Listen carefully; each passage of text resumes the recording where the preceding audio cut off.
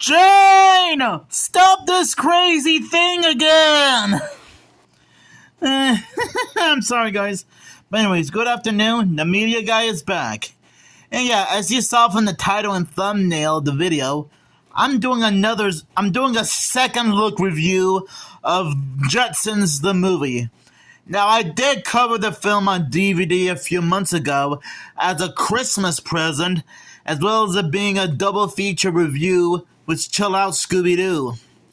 So I decided to just, give you guys a little bit of a movie-style recap. You know, just in case you guys haven't seen my double feature review of Chill Out Scooby-Doo and this one.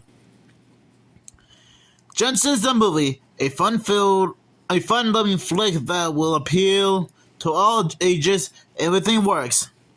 Chicago Sun-Times. America's favorite family of the future stars in their first animated feature film.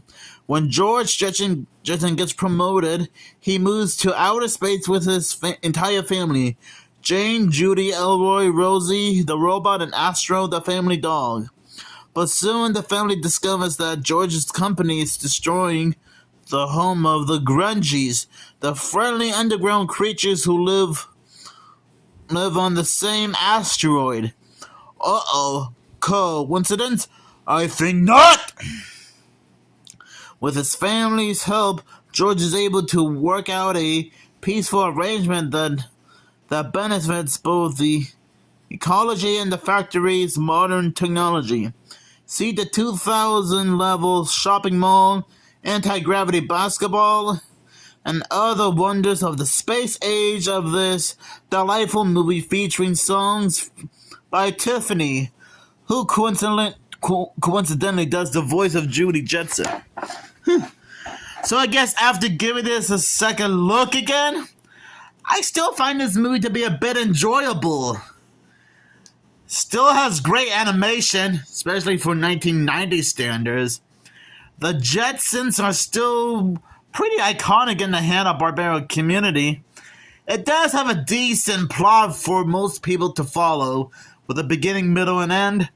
Some of the space age jokes still work, and some might be far out there. The pop songs are pretty decent enough. The voice casting is fantastic, mainly George O'Halloran as, George Jetson, Mel Blanc as Mr. Spacely, and Don Messick as Astro. And it's cool that we get to hear a different rendition of the classic Jetsons theme song. Me, George Jetson. Now, as I said in my original review of this movie, as well as my review of Chill Out Scooby-Doo, I don't seem to have any issues with this film. And okay, maybe back in the 90s, this film might not have been like 100% perfect, but I wouldn't necessarily call it an awful movie. It's kind of like, it's sort of like one of those guilty pleasure type movies. And to be fair, it is quite a time capsule of its own.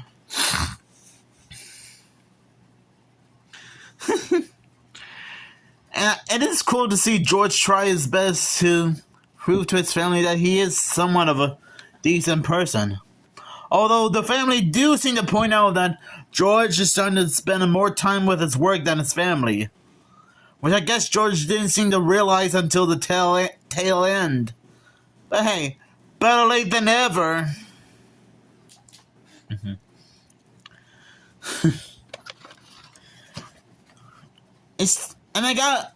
I will admit, it is cool to give this movie a second look.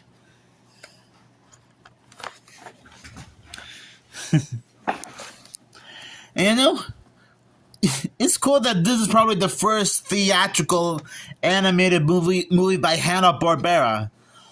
To be fair, the first theatrical movie was technically Hey There Is Yogi Bear.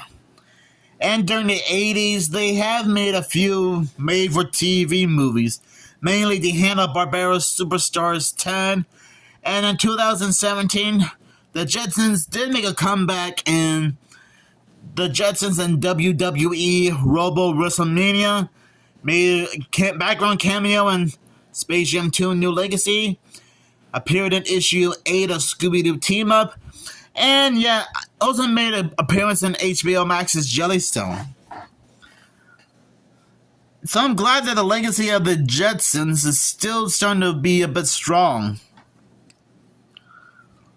And I know that some people will complain about Tiffany being the voice of Judy Jetson, because I assume that most people usually prefer Janet Waldo as Judy Jetson. But I think Tiffany did a decent job with her own take on Judy Jetson. Now, I don't know, I'm not sure if I mentioned this before in my original review or not, but I don't know much about Tiffany in general, and I don't know if she worked on any other TV show and movie before and after this movie. And I also don't know much about her singing career in general as well. Now, I assume that some of you are probably like big fans of Tiffany, or at least know her, like either as a friend or a relative, which, to be fair, either way is fine by me. I like how this movie has a bit of a environmental message about trying to save the Grungies' home. And I will admit, George was a little bit clueless because he honestly had no idea that the asteroid had living creatures inside until later on. But hey, better late than never, right? And yeah, spoiler alerts, I guess they were the reasons why the Spacely Sprockets factory is going out of control. Now, to be fair, they probably did it out of self-defense and trying to protect our home. I mean, hey, desperate times calls for desperate measures. And I think I might have mentioned this before in my original review, but just in case I haven't, Frank Welker does the Grungies' voices. Now, to be fair, Frank Welker is not a stranger to Hanna-Barbera in general, because you already know him as the voice of both Fred Jones and Scooby-Doo in, well, the Scooby-Doo franchise, as well as being the original voice of Jabberjaw, Dino Mud Dog Wonder, Chopper from Wheelie and the Chopper Bunch, Abu from Aladdin, and so many other iconic voiceover actors that I would name off right now, but we would be here all day long. And you guys probably already know about Frank Welker's role. And I probably didn't mention this in my original review, but I actually seem to recognize another famous voice, Brad Garrett, who does the voice of one of the Furbelows. Now, he is a voiceover actor who worked on other movies, like A Bug's Life, an extremely goofy movie. I think he did voiceover work for the animated Hulk Hogan TV show. But you might know him better as Robert from Everybody Loves Raymond, because I think that's what he's mostly famous for. Which, by the way, shout out to Brad Garrett watching this. And yes, I think he's still doing voiceover work right now. He voiced one of the aliens in the movie in Disney and Pixar's Elio, which is pretty cool. So that's another voiceover actor I didn't mention in my original review. Well, actually, I guess you can sort of see the cast members. Okay, just the main cast of the Jetsons and Mr. Spacely.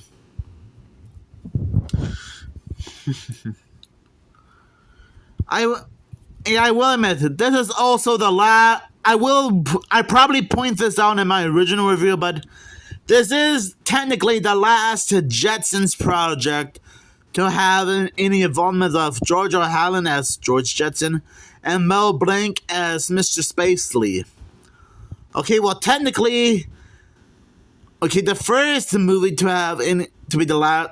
Okay, to be fair, The last time, I think, in Who Framed Roger Rabbit was the last time he voiced some of his iconic Looney Tunes characters, and this one being the last movie to have him be the voice of Mr. Spacely. And like I said in my original review, it was nice of the filmmakers to dedicate both George R. Allen and Mel Blanc during the end credits of the movie, because it proves that they wanted to be very respectful to them. So yeah. And yeah, I have been familiar with Mel Blanc's career for a while now. And if I was born like several decades earlier, like maybe sometime around the 1970s or something, maybe I would have had a chance to like meet Mel Blanc in person. But hey, I guess it's too late for that. Oh well. But anyways, overall, Jetsons the movie might not be 100% perfect, depending on your point of view, but I still find it to be a pretty enjoyable movie to watch. And I'm glad I was able to give this a second look review, because it probably deserves to have a second look, just like with some of the other movies I covered that deserve second looks, like Scoob, Detective Pikachu, Attack of the Killer Tomatoes, Scooby-Doo Goes Hollywood, and a few more. And like I said in my original review, there was a bit of a short time back in the 90s where Universal somewhat had some involvement with a few Hanna-Barbera related projects, especially the Jetsons the movie, 2 live-action Flintstones movies, and the Fantastic World of Hanna-Barbera. I guess I probably mentioned this before in my original review of Chill Out, Scooby-Doo, and Jetsons the movie, but I guess it doesn't hurt to have a little reminder. So thank you guys for watching this movie, and as usual, I'll give this 5 asteroids out of 5, because this is quite an amazing movie. So make sure you guys have a fantastic afternoon, and stay tuned for more fantastic movie reviews, just like this one.